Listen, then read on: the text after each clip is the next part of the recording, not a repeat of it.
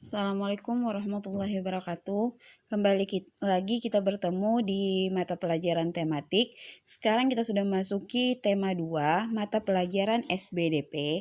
Adapun di mata pelajaran SBDP di tema 2 ini kita akan membahas tentang 3 KD. Pertama KD 3.1 yaitu tentang gambar cerita, KD 3.2 tentang tangga nada, KD 3.3 tentang pola lantai dalam sebuah tari. Sebelum kita masuki mata pelajaran SBDP tema 2, marilah kita berdoa agar kita senantiasa diberikan kemudahan dalam memahami setiap materi yang disampaikan, dan kita senantiasa berdoa agar senantiasa dilimpahkan rezeki, kesehatan, dan keselamatan dunia dan akhirat. Dan tak lupa kita berdoa agar pandemi ini segera berlalu dan kita bisa kembali ke sekolah seperti sedia kala. Berdoa dimulai. Selesai. KD 3.2 tentang tangga nada.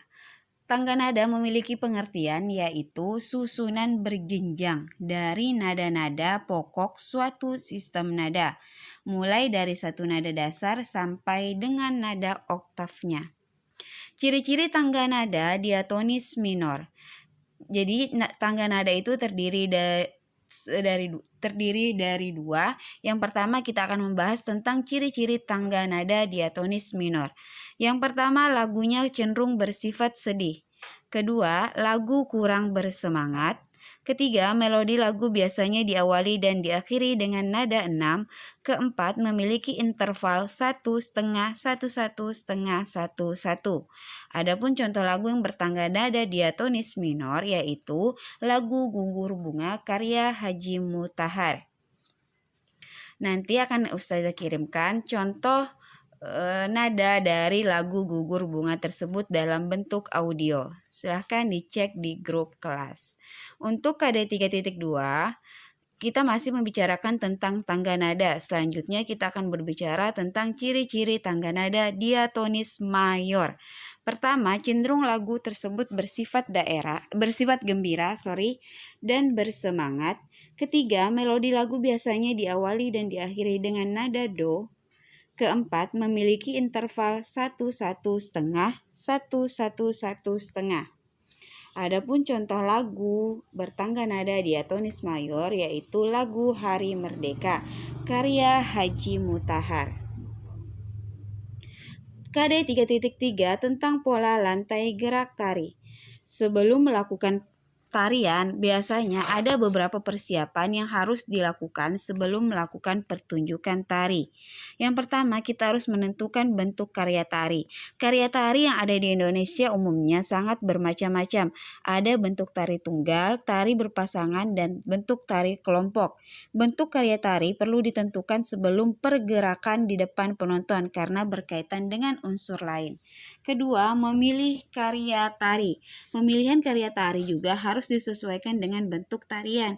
Sebagai contoh, jika bentuk tari yang dipilih tari berpasangan, pilihlah karya tari berpasangan.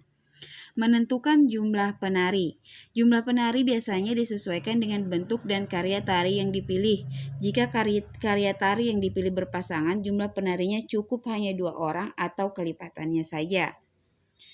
Selanjutnya, menentukan iringan. Iringan tari ini biasa didapatkan dalam aneka bentuk rekaman, baik dengan pita kaset maupun CD. Persiapan iringan tari sejak awal dan digunakan selalu setiap kali latihan. Jadi tidak boleh berubah. Jadi kita bisa menghafal iringan dari tarian tersebut dalam menentukan setiap gerakan tari.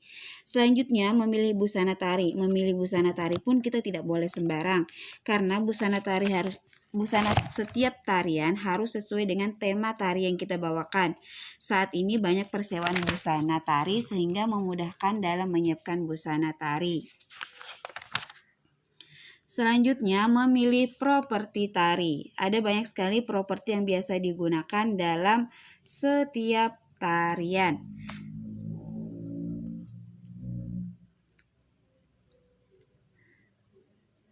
Contoh properti yang digunakan dalam setiap tarian, pertama biasanya tari topeng. Tari ini menggunakan properti yaitu berupa topeng. Selanjutnya ada tari payung. Properti yang digunakan berupa payung dan tari piring. properti yang digunakan berupa piring, dan masih banyak lagi contoh properti-properti dalam setiap tarian. Yang selanjutnya KD 3.1 tentang gambar cerita. Gambar cerita merupakan gambar atau serangkaian gambar yang mengandung sebuah cerita. Berikut langkah-langkah membuat gambar cerita. Pertama, kita persiapkan dulu alat dan bahan. Sebelum menyiapkan bahan dan alat, sebaiknya kamu tentukan dahulu jenis teknik yang akan kamu gunakan. Apakah teknik basah atau teknik kering? Setelah itu, persiapan alat dan bahannya sesuai teknik yang digunakan. Kedua, langkah selanjutnya adalah membuat sketsa. Jadi setelah menentukan tema, langkah selanjutnya adalah membuat sketsa. Sketsa ini sebaiknya dibuat lebih dari satu agar kita dapat memilih yang terbaik. Nah, selanjutnya penyempurnaan gambar atau memberikan pewarnaan pada gambar. Dari beberapa sketsa yang dibuat, dapat dipilih satu sketsa yang menurutmu paling baik. Kemudian sempurnakan dengan menghapus garis-garis yang tidak perlu dan menambah garis atau coretan yang dirasa perlu agar gambar tampak lebih hidup. Jika sudah, mantap, warnai gambarmu dengan baik. Nah, demikian dulu untuk mata pelajaran SBDP. Salah hilaf mohon dimaafkan. Wabillahi taufiq wal hidayah. Assalamualaikum warahmatullahi wabarakatuh.